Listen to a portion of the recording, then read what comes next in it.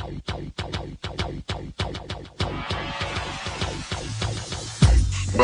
to the Odds Breakers, number one place for shared, sharp betting information.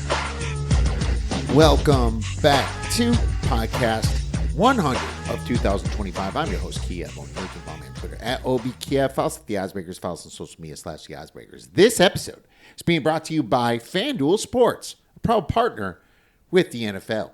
If you'd like to support the Oddsbreakers and benefit from our premium plays, please visit theoddsbreakers.com, click shop, become a member, pick any. For winning cappers, get the premium plays before the line moves. You can also support us on patreon.com, and if nothing else, please visit the Oddsbreakers and become a free Picks and Telegram subscriber. Conference Championship Week is upon us, my friends, and we have 9 big games coming up. And lots, obviously, to digest from Thanksgiving weekend. I hope you all had a wonderful Thanksgiving day and obviously weekend. If you're betting dogs, you probably did, as the NFL coughed up 4 massive dog wins. As a matter of fact, if you put $100 on a parlay of those dogs in a moneyline parlay, it's $14,000. I mean, you kind of think to yourself, man, this happens so often. Maybe I should be doing it. Right? But geez, the Bears taking care of the Eagles like that. Circa Survivor going to complete disarray, down to 49 people now. That's going to happen when all dogs win, right? I myself feel a little bit better about my loss in Week 9 to Atlanta Falcons going down, because I was only in one entry, and I would have used the Ravens that week. It would have ruined my Thanksgiving. I'll tell you this, I probably would have switched it off to the Eagles just because Joe Burrow coming back. But dang, man, the Chicago Bears, what was that? But they are playing great football. I wonder, the Eagles just do not look like they did last year, but they're still a good team. I don't want to take credit away from the Bears for beating a very good team like the Eagles. But the Bears still have problems, and God, what a big game coming up against Green Bay for the number 1 seed in all of the NFC. Well, the Rams still have to lose another one, I guess, if it's Green Bay that wins. But whatever. The Bears want to keep the number 1 seed, and it's just been a crazy week. I'm rethinking this Circa Survivor thing. If I'm going to keep getting in it with one entry, I'm going to have to just think about taking a dog during Thanksgiving and Christmas week and just kind of just assume I'm going to lose. Just getting on favorites all the time are just, it just does not do it for me, man. You know, you imagine if the favorites get through, you still got 700-800 people in there, right? Yeah, you get 25-30 grand at the end of the day. Maybe at the end of the, by the end of Circa, it's probably 50 grand. But man, I don't know. Maybe I would have just taken the dog on Christmas, but it's just a head scratcher on how these big upsets can happen. And looking on Sunday, you've seen the Rams obviously lose. So that's just incredible what Carolina keeps doing, beating these top teams like the Bills, the Rams. What's the deal, Carolina? But it's the NFL for you. College, most of the favorites won outright, and the committee's in a really hard spot, and they're going to act cocky and act like this is a no-brainer when they go through it, but it's clearly not.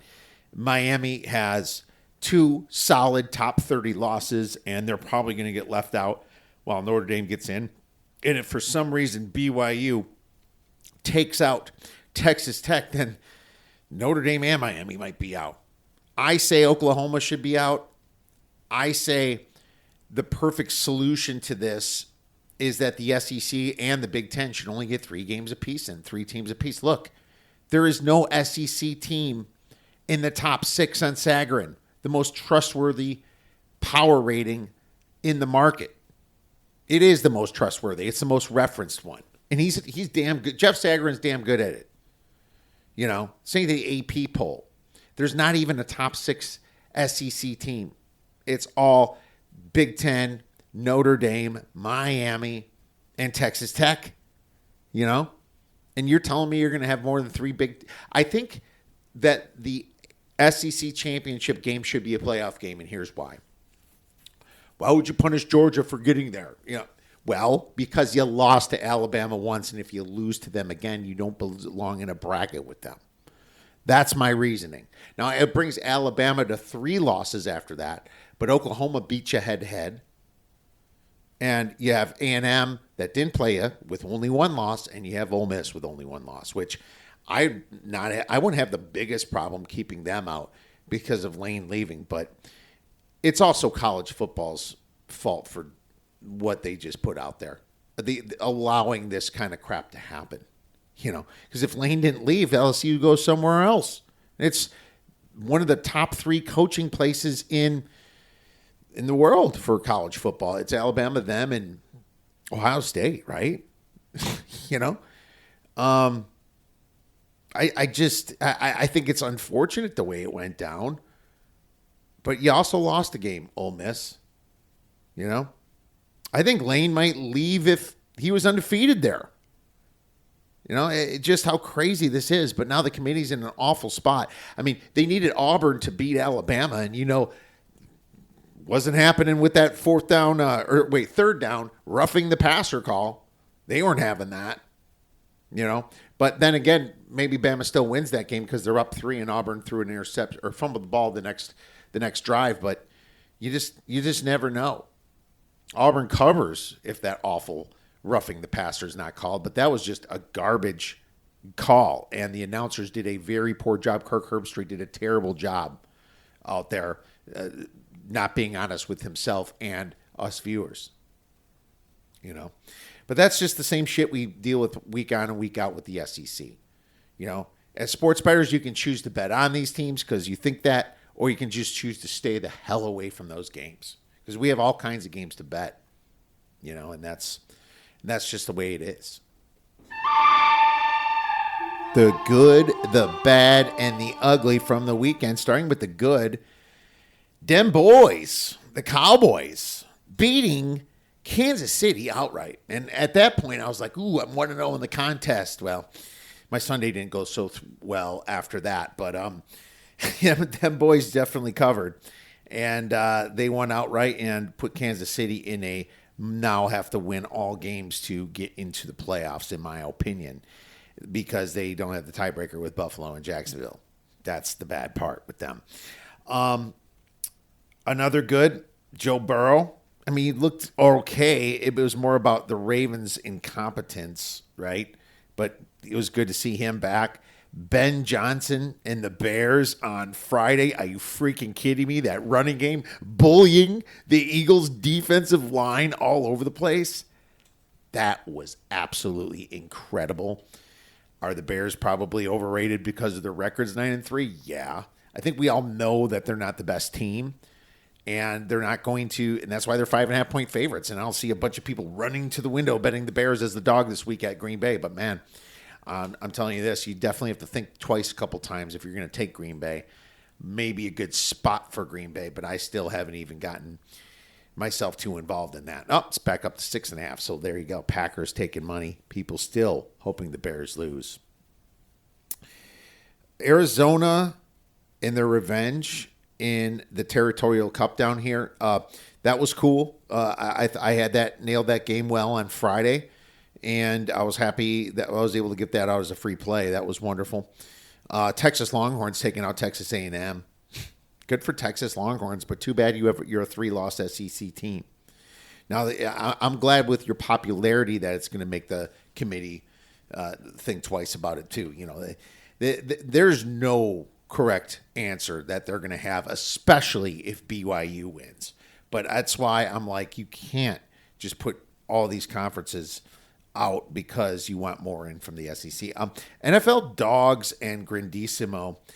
I'm going to give a props to Grandissimo because people were only on the Ravens and the Eagles, and all of a sudden they both lost. And my good buddy Tony Gordon was in a group that cashed that $1.1 million. It was a push with them, but each entry was 1.15, I think, and that means he'll split it with 6 people or whoever he's in, which is awesome for him. And what a great job by those guys. And Maddie Saint's in that group too. I love Maddie. Great job. Miami in their blowout win against Pitt, smoking people. Rutgers finished strong. They didn't get to the dance and win, but give them some props for that. How about the Jets winning a game in the NFL against the Falcons? Ray Morris, my God. I'm so sick of talking about him in this segment. The Jaguars. Yeah, I grabbed the Titans. That was the one I really deserved to lose because my numbers did say Jaguars. I bet the spot instead, but I went against my numbers. It's rare when I'm like getting everything to mesh up perfectly in the NFL and my systems. But this was a historical spot where the Jaguars puked it up, but this just proves that Liam Cohn was the correct hire. Now for the bad, Dan Campbell running clock with running plays in the fourth quarter, down 2 scores. He's sitting there running the ball. And it's like knocking, I think he knocked like 4 or 5 minutes off by the time he got to the end zone. And you're like, what are you doing, Dan Campbell? Like literally running the clock out on yourself. That's the big loss right there with Ben Johnson. Lamar Jackson. I mean, I thought about putting him in the ugly, but dude, the fact that they're still in playoff contention is big for the Ravens, but he does not look right. This whole team does not look right. Nick Sirianni, he looked bad yesterday too. Friday. He was awful. Mississippi State in the Egg Bowl couldn't stop a freaking lick.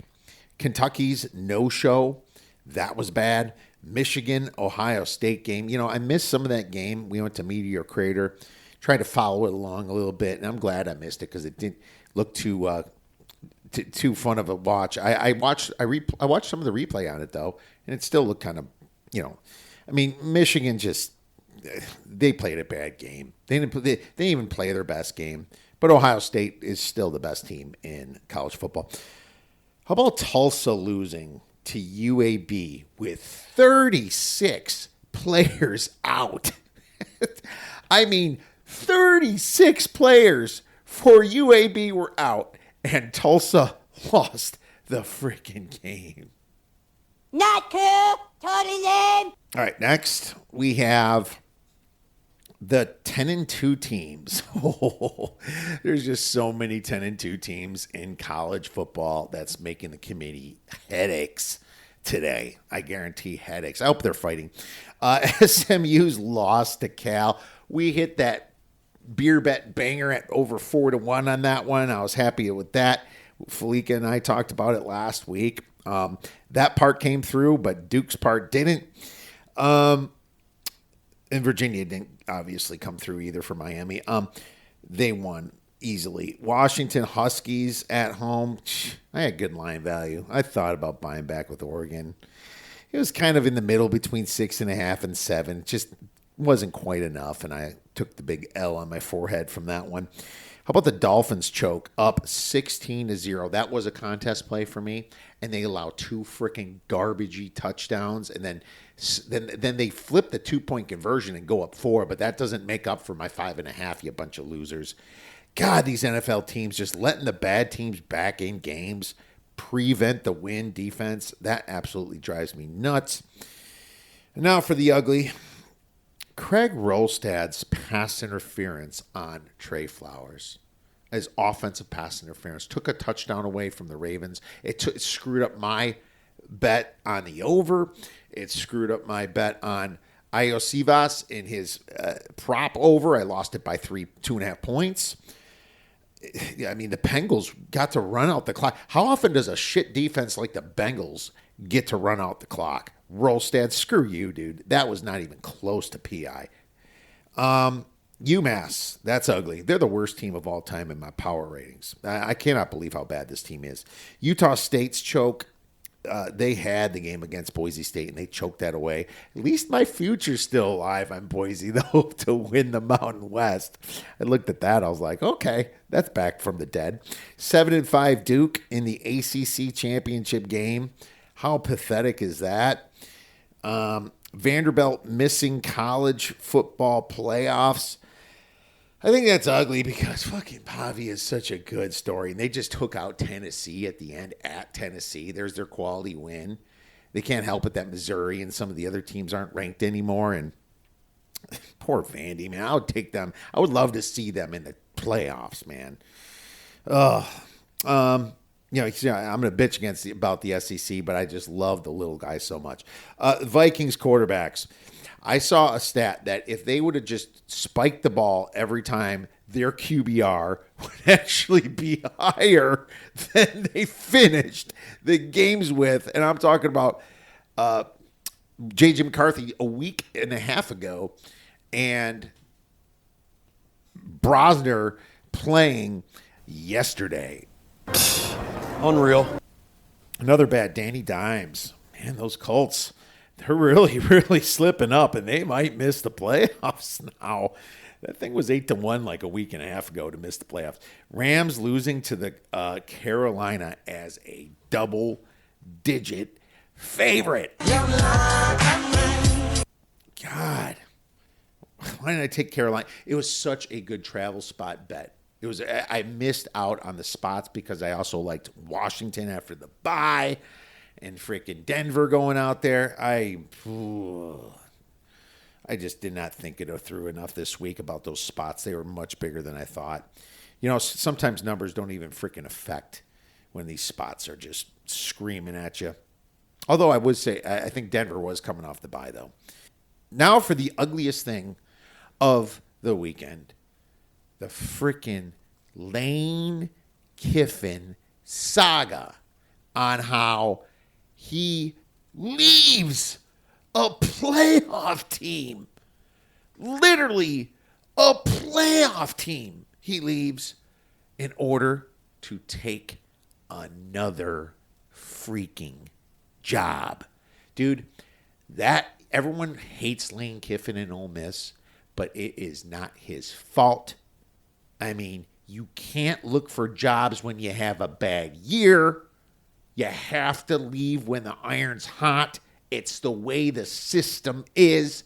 It sucks. I think maybe myself, I would have just swallowed the money and said money's not everything, and I would have coached my kids to win. But it's hard to blame the dude because it's not the school that screwed him. It's the incompetent people that run the whole college football playoffs and the full organizations in the conferences and in the NCAA itself. 200,000 in gold. Yours, just get me water. Now it is time for some college football week 14 misleading final scores. And actually, this would be the last of them because now we are switching to conference championship week. Maybe I do it after that, but there is no more college football betting spots, but we still continue with the NFL. Eastern Michigan outgained Western 461 to 378, yet lost 31 to 21. A massive 5-0 turnover ratio burned them bad. Kansas outgained Utah 477 to 414, yet lost 31 to 21. A 3-1 turnover ratio, bad fourth down efficiency got them. San Diego State outgained New Mexico 355 to 308, yet lost 23 to 17. A 2-1 turnover ratio and 9 penalties got the Aztecs. South Carolina outgained Clemson 422 to 415, yet lost 28 to 14. A 4-1 turnover ratio outgained the Cox. And wow, an ACC win against an SEC. Louisiana Monroe outgained Louisiana 516 to 338, yet lost 30 to 27. A 2-0 turnover ratio. 8 penalties got the Warhawks. UTSA outgained Army. I lost on this one. I had a nice number at 6.5. 386 to 303, yet lost 27 to 21. A 1-0 turnover ratio. Poor red zone coaching flattened the Roadrunners. Liberty outgained Kennesaw State 503 to 452, yet lost 48 to 42, a 1-0 turnover ratio, 9 penalties, and poor special teams extinguished the Flames. I love saying that. Rutgers outgained Penn State 533 to 509, yet lost 40 to 36, a 1-0 turnover ratio. Poor clutch play killed the Scarlet Knights. Oklahoma outgained LSU 393 to 198.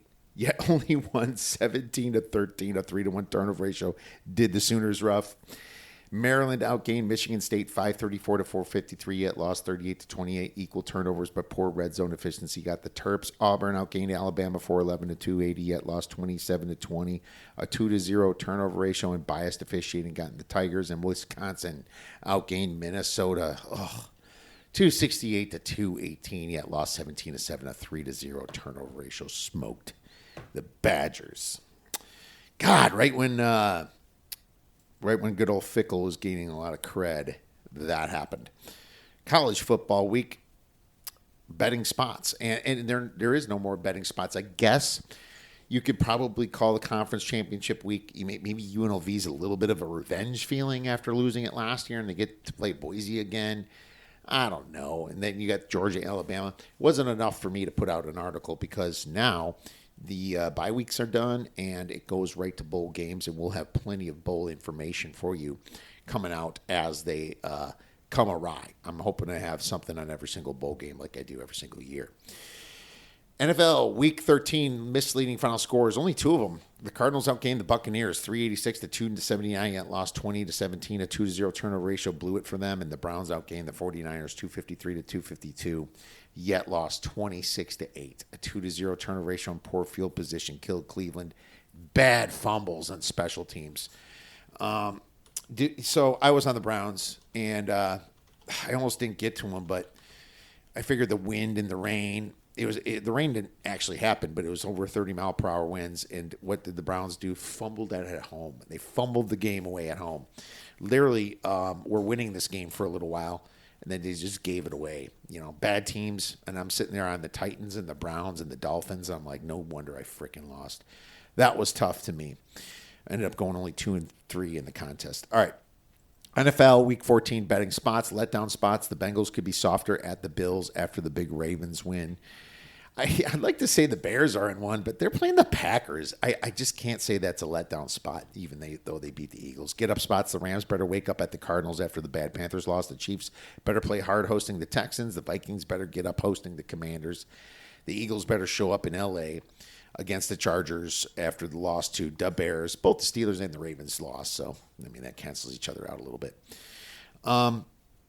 Look ahead spots. The Chargers could look past the Eagles to the Chiefs. Very possible. The Bills could look past the Bengals to the Patriots. Also very possible. Short week. None. There is no short weeks, as the Patriots and the Giants that are playing Monday night are going to end up playing the week after because they have a bye week. There's 4 more byes. Giants, Niners, Patriots, and Panthers. Long week, the Ravens after Thanksgiving at the Steelers, the Bengals after Thanksgiving at the Bills. The Packers after Thanksgiving have an extra day on the Bears, and the Chiefs after Thanksgiving hosting the Texans. So there's your long weeks and extra time to prepare. Unfortunately, there's 2 teams that are playing each other after that, and that's the Lions and the Cowboys on Thursday Night Football. All right, now it's time for a little college football conference championship week free play. I only have 4 plays, and that's what I'm sticking with, but I have to give you this free play. And I like Western Michigan minus the 2.5 against Miami, Ohio. Western Michigan did not look good this week, but they came back to get it done. They started really bad against Eastern Michigan. You think Eastern Michigan is going to win the game. Then they made some really big plays. You have to understand with Miami, Ohio, that they don't have that quarterback, Daquan Finn, and that was a late hit in the season to them. He kind of just decided to sit out for a run at the NFL draft. Good luck, dude. But anyways, after that happened, they get games like it happened after Ohio, and then they lose to Toledo. And then they beat Buffalo and Ball State, who are really bad programs this year in the MAC. And I just don't think they're going to be able to keep up. The new quarterback is Thomas Gatkowski. He's not bad. He's done pretty well with I would say a solid MAC team around him, right? I would call them a solid MAC team, but he's a true freshman. And 53% completion percentage, not good. 4-0 touchdown interception ratio, I do like that. But what did we see? It wasn't against good teams. And Henry Hessen, the senior, he isn't any good. 41% completion percentage, the backup. Western Michigan, their opportunity to shine now, their opportunity to win the MAC, kind of snuck in this year, right? They're just kind of quiet, but their only loss was to Miami, Ohio, when it was Daquan Finn. I like the revenge spot here, the angle here. I like Western Michigan laying them just small number, -2.5. My numbers say this should be about a 5-point spread. Let's go with that for 2 stars. Show me the money! All right, now it's time for a little fantasy football with our guy, D Nasty. All right, fantasy football time. Here we are, Dave. Big weekend. I mean, fantasy football week 14 is happening, but back in the day, this used to be the start of the playoffs, but it isn't, Dave. And why don't you tell us why? This week, yeah. We didn't think it would be this late in the season, but there is buys this week. We got 4 teams on bye. One of them is playing. Actually, 2 of them are playing tonight. I know. We got Carolina, who actually has been playing really well. Big upset over the Rams this past week. Bryce Young is going off 2 out of the 3 last games, over 327 yards. But fortunately, you're not going to have him this week. So get him on your bench. You get Tate McMillan, too. Rico Dwaddle. Chuba Hubbard, actually, who had a resurgence this past week. He looked like the lead back this past week. He had a really good game. Fortunately, get all those guys on your bench this week. We got New England, who has a couple guys you want to get on your bench as well. Henderson at running back, Drake May. The wide receiver is Stephon Diggs, probably. Kashan Butte, who actually had a touchdown tonight. He actually came back, looked good tonight. He's back last week, but he didn't really do much last week. And then not many other guys. Maybe Hunter Henry, borderline, probably starter for Hunter Henry. And then Trevon Henderson, Ramaj Stevenson, possibly too. He had a big play before half tonight. Then you got the Giants, Jackson Dart, Devin Singletary, Tyrone Tracy, Theo Johnson, who actually has been a resurgence at tight end here for them. He's been looking good this year. But unfortunately, you're getting those guys all on your bench this week. And then the 49ers, Brock Purdy, Ricky Purcell, Kendrick Bourne, but he's borderline right now. He's probably not starting him. And then CMC, you're going to miss him this week. One of the fantasy studs this week, so you can definitely miss him. And then George Kittle, of course, as well. So some big names this week, actually, for the Patriots and 49ers. Some big fantasy guys, especially CMC. So that's going to hurt some people this week, especially when they're making their playoff push. Yeah, there's a lot of playoff pushes, and it's pretty stressful if you're loaded with some of these guys. So I know what you're saying. Let's move into some key injuries then, and starting out with some of the Thursday games, we had Amon-Ra St. Brown out with an ankle injury. Being that he had a week, he has a shot. He didn't practice today, and his designation wasn't to practice anyway. But we'll see. I mean, you're not going to know till Wednesday really. Have an idea, but I kind of think that he should be out, but we'll see if it's good enough to play if he gets pushed by good old Dan Campbell. Marvin Harrison Jr. went out, another receiver this week with a heel injury. He's day-to-day. Dylan Sampson, if you're ever starting him, I mean, for the Cleveland Browns, he was doing a little better over the past few weeks. Wide receiver Parker Washington had a hip injury for the Jaguars. Justin Herbert had a fracture of his left hand, but he'll probably play next week. It's just some minor surgery. And kind of like an Aaron Rodgers situation, right? And then running back Kyron Williams left the Rams game with an ankle. But Dave, what am I missing here? That's most of the Aaron Jones with a shoulder injury. Yeah. Dante Thornton Jr., probably not playing him, but concussion. That's pretty much it. A couple of big Sauce Gardner left with a calf strain, so that was a big injury for their defense for the Colts. But that's pretty much it. Trevon Diggs might return this week, so that'll help the secondary. Enjoy both the left, too. So a couple IDP guys. But other than that, yeah, not too many injuries. Amon-Ra St. Brown was the big injury this week for sure. Definitely. Let's move into waiver wire. Dave, I'm going to start this week because I got one that you'll like. Dontavian Wicks. Wow, did he go off last Thursday? He did. 8 targets, 2 touchdowns, only 1% ownership in most leagues, including Yahoo.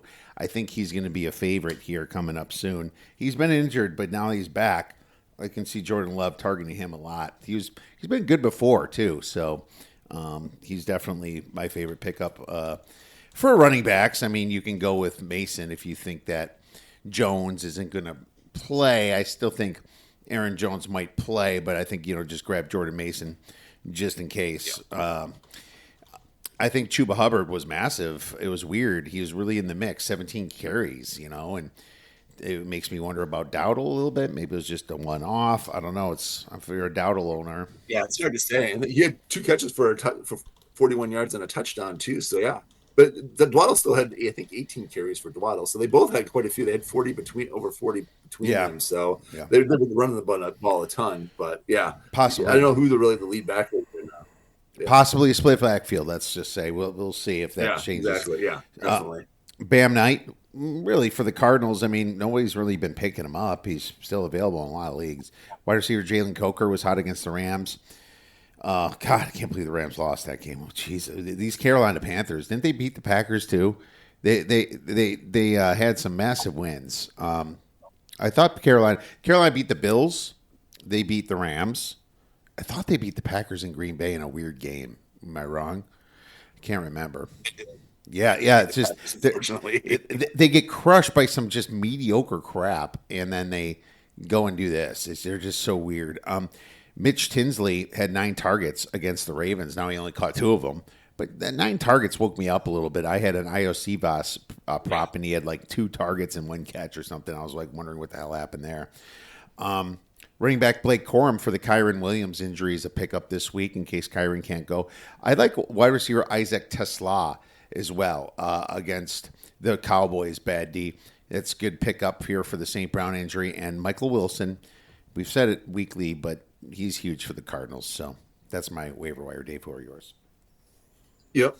And then Bryce Young, he's only rostered in, it says 11% of leagues right now, but I don't believe that. I think he's rostered by more, but 2 of the last 3 games, he's averaged 327 passing yards, 3 touchdowns, and over 28 fantasy points a game. So they do have a bye this week, but if someone does drop him this week, definitely scoop him up.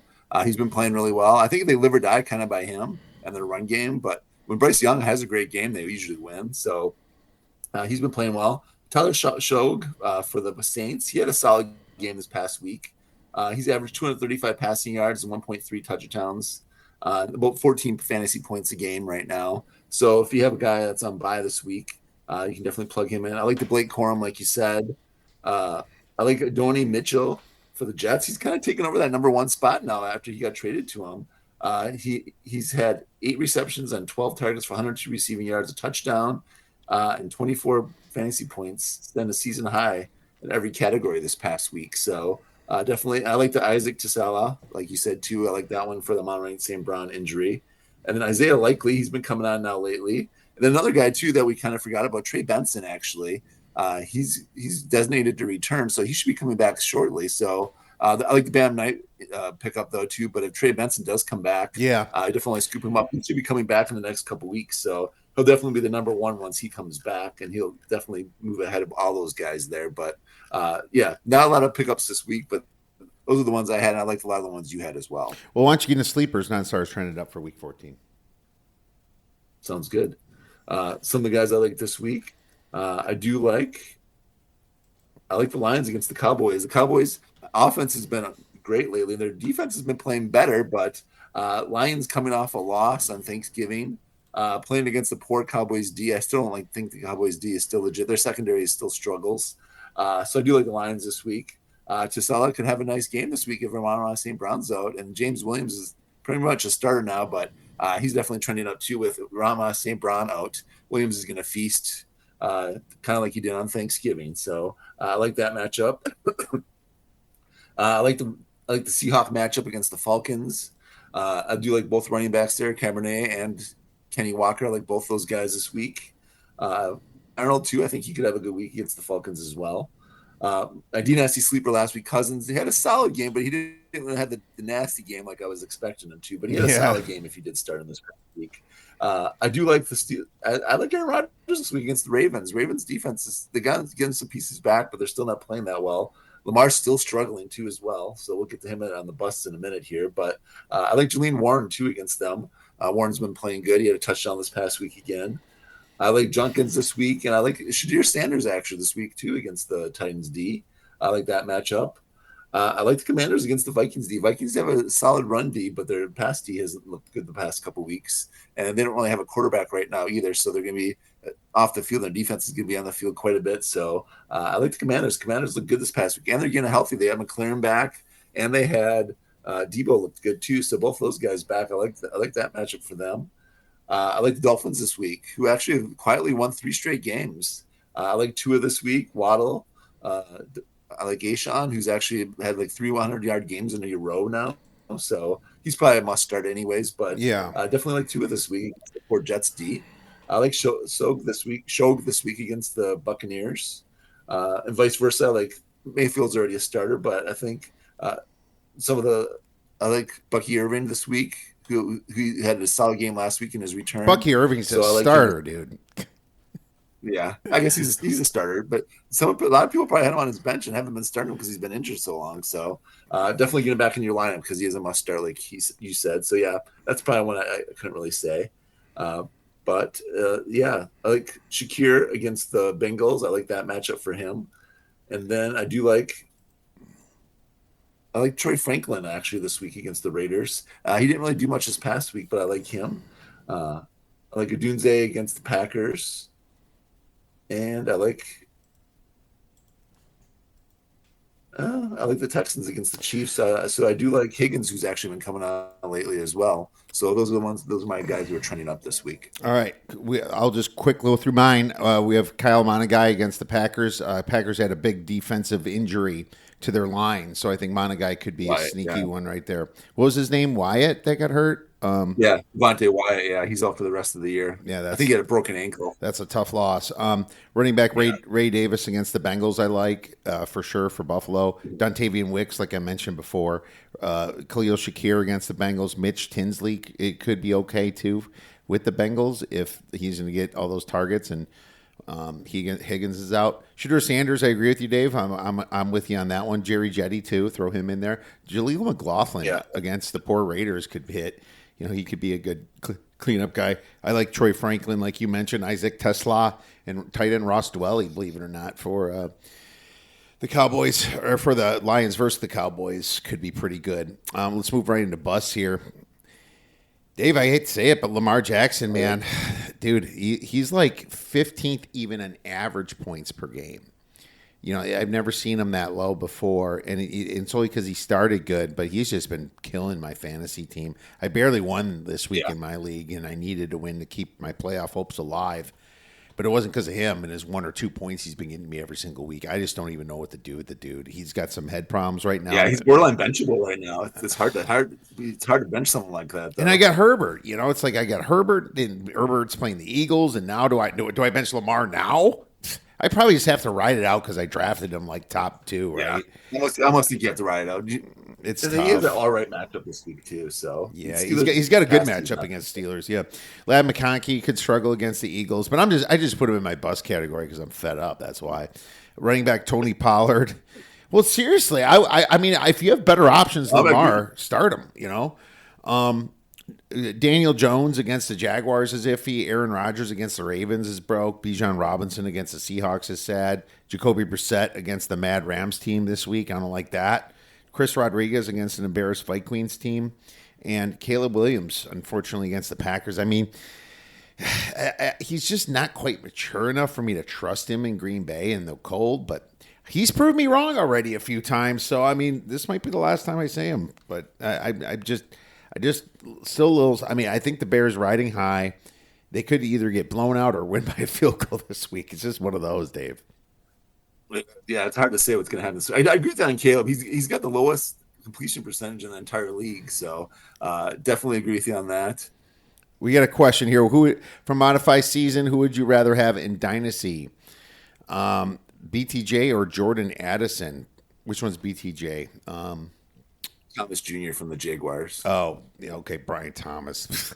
I have him in like freaking 2 leagues. He's been really suspect. I didn't see what he did last week, Dave. Not much. He only had like 2 or 3, I think 2 catches. I think the Jaguars are just pissed at him. I would rather have. I mean, beginning of the season, I'd definitely tell you BTJ. But now, I'd probably have Jordan Addison. The problem is you have to wait for a quarterback in Minnesota. It's just, what a shit situation. No, I'd still with, I don't know. I think it's pretty bad, but I would still go with BTJ, I guess. Jesus. I'm BTJ all the way. Yeah, that's not even a question. He's still the better receiver. He's got a quarterback. Addison doesn't have a quarterback right now. Even with McCarthy comes back, he's still not getting him the ball. I think BTJ just been injured all year. I think when he gets healthy, if he's fully healthy, I think he could bust back out again. I think he'd break out the rest of the year once he's healthy. I don't think he's fully healthy though. I think he's been playing through quite a few injuries. So I think next year, I think he could bounce back. Definitely not having a good year this year, but next year, if he gets healthy in the offseason, definitely think he could do really well last year like he did his rookie year. So, yeah. Who are your busts, Dave?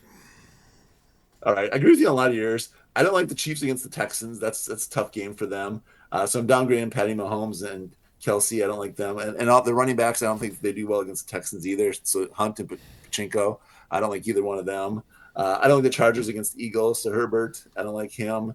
Kareem Vidal, I don't like him either against the Eagles. So downgrading those guys, that's a tough D. I don't like the Brissett, like you said, against the Rams D. They have a solid D already. I agree with Caleb Williams.